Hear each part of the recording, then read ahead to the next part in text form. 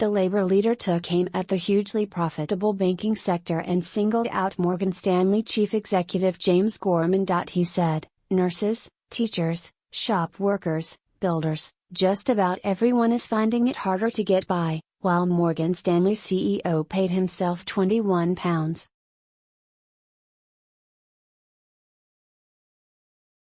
5 million last year, and UK banks paid out £15 billion in bonuses. Labour is a growing movement of well over 500,000 members and a government in waiting that will work for the many.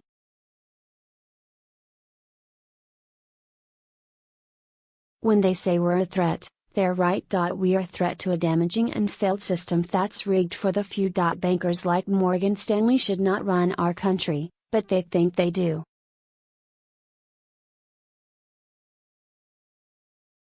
MAINIMAGE.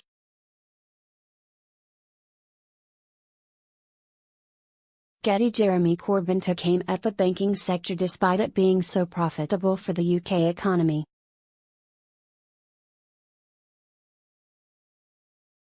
In MAINIMAGE.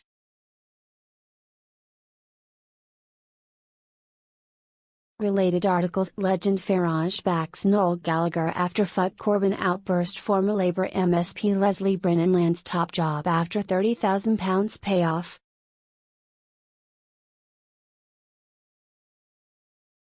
It comes as the US bank warned Britain, under the leadership of the left-winger, could trigger the nationalisation of key industries, higher taxes and a shift in spending priorities towards lower-income households, damaging the valuation of UK companies.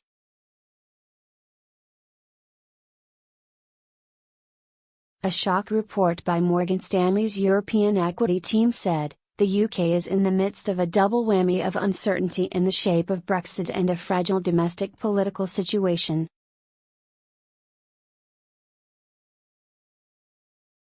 Taken together, these two factors, which are interrelated to some degree, cast a long shadow over the policy backdrop and economic outlook of the UK.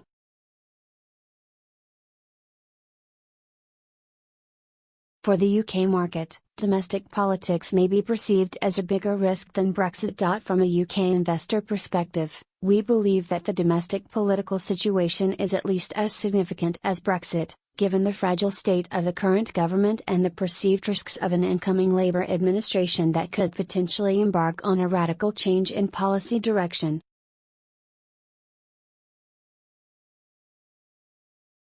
Against this backdrop, even if we see good progress in the Brexit negotiations, the scope for UK-sensitive assets to rally may be muted, unless we also see an improvement in the government's position in opinion polls.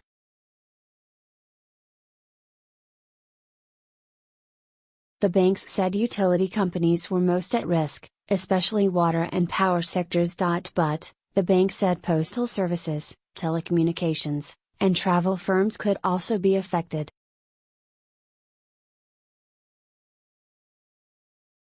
Many campaigners are against the city, but it is the country's powerhouse and rakes in huge sums for the Treasury. Financial services paid a record £72.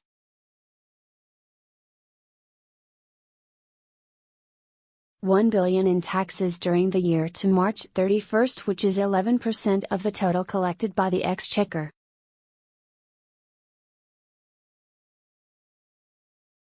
When asked about Corbyn's comments, former Northern powerhouse Minister Andrew Percy said, "This is really worrying given how much tax financial services provide to the UK, tax that is used to pay for our doctors, nurses and teachers."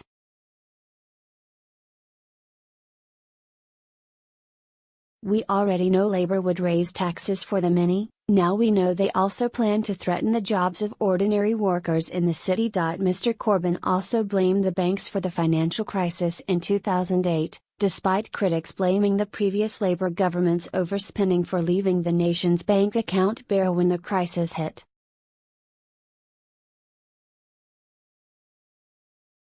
But, it should be noted that public sector net debt as a proportion of GDP was down under Labour for most of its term, but jumped from 36% of GDP in 2007/8 to 65% in 2009/10.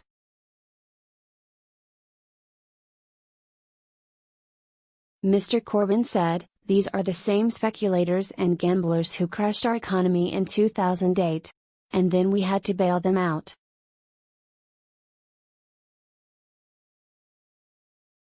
Getty banks said utility companies were most at risk.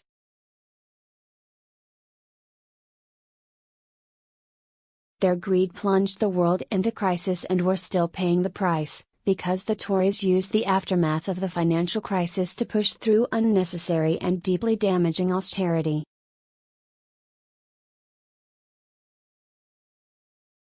Mr. Corbyn pledged a Robin Hood tax on the city if elected, which is an effective rate of £26 billion. The Labour leader also attacked Morgan Stanley for having close ties to the Conservatives, even though former Labour Chancellor Alistair Darling has been a board member since 2015.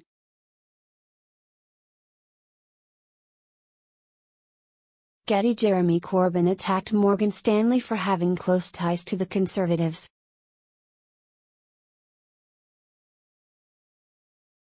The Labour Party has vowed it would put an end to the rigged economy that benefits only the super-rich. A spokesman said, "The next Labour government will provide the major boost to investment that business groups like the CBI and the FSB have been calling for, protect 95% of people from any tax rises and ensure our public services work for people, not profiteers."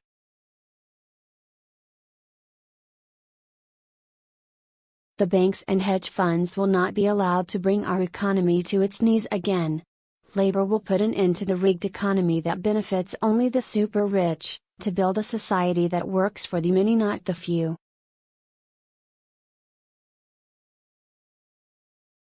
Related articles: Jeremy Corbyn in power with Labour would see borrowing costs soar. Starmer explains why Abbott is wrong to demand second Brexit vote. The One show viewers in meltdown as Jeremy Corbyn appears in drag.